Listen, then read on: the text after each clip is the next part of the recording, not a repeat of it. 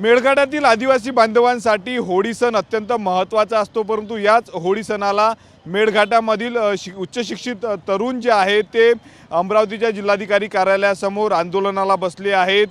पेसामध्ये जर आपण पाहिलं तर कायमस्वरूपी नोकरी द्या या मागणीसाठी मेळघाटातील तरुण तरुणी आदिवासी या ठिकाणी जे आहेत ते आंदोलनाला बसलेले आहेत। बेमुदत आंदोलनाचा आजचा 7वा दिवस आहे, परंतु अजूनही शासनाकडून जी आहे ती कुठलीच दखल घेतली गेली नाही। त्यामुळे या ठिकाणी पोस्टर काही तरुणांनी आणलेले आहेत। लढू आम्ही शेवटपर्यंत, कायम नियुक्ती मिळेपर्यंत अशा आशयाचे पोस्टर घेऊन जे आहे ते आदिवासी तरुण या ठिकाणी आहेत। तरुणींची आणि महिलांची देखील मोठ्या प्रमाणावर या ठिकाणी जी आहे ती आपल्याला उपस्थिती पाहायला मिळत आहेत। पेसामध्ये जे आहे ते कायम स्वरूपी नोकरी मिळावी अशी त्यांची मागणी। आपल्यासोबत काही आंदोलक आहेत। काय मागणी आहे, तुम्ही आंदोलन करता या ठिकाणी? नमस्कार सर, मी 17 संवर्ग कर्मचारी। आमच्या एकच मागणी आहे। 5 ऑक्टोबर 2025ला आम्हाला शासनाने मानधनवर नियुक्ती दिली होती, परंतु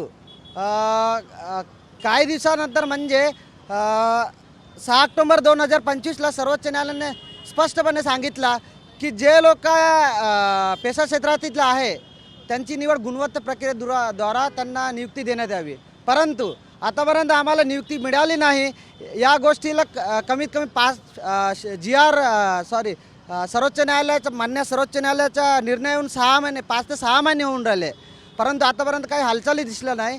त्यानंतर 11 फेब्रुवारी 2026ला GR काढला शासनाने की बा जे लोकांना मानधनवर नियुक्ती दिली होती पेसा कर्मचारी, त्याच्यामध्ये शिक्षक, तलाठी, पशुधन पर्यवेक्षक, अंगणवाडी पर्यवेक्षक आणि इतर पदे, त्या निर्णयामध्ये शासनाने स्पष्टपणे सांगितलं की जे लोक ज्यांची गुणवत्तेनुसार निवड झाली आहे त्यांना कायमस्वरूपी नियुक्ती द्यावी, परंतु या गोष्टीला 20 ते 25 दिवस होऊन राहिले।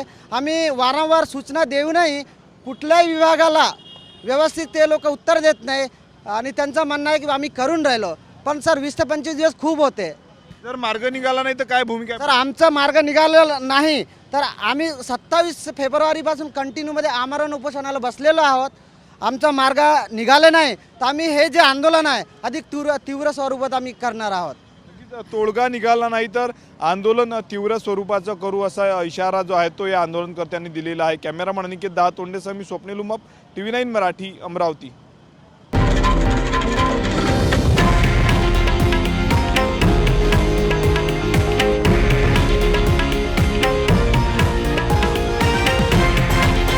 हे आहे देशातील नंबर 1 न्यूज नेटवर्क आणि आपण पाहत आहात TV9 मराठी, एकमेव।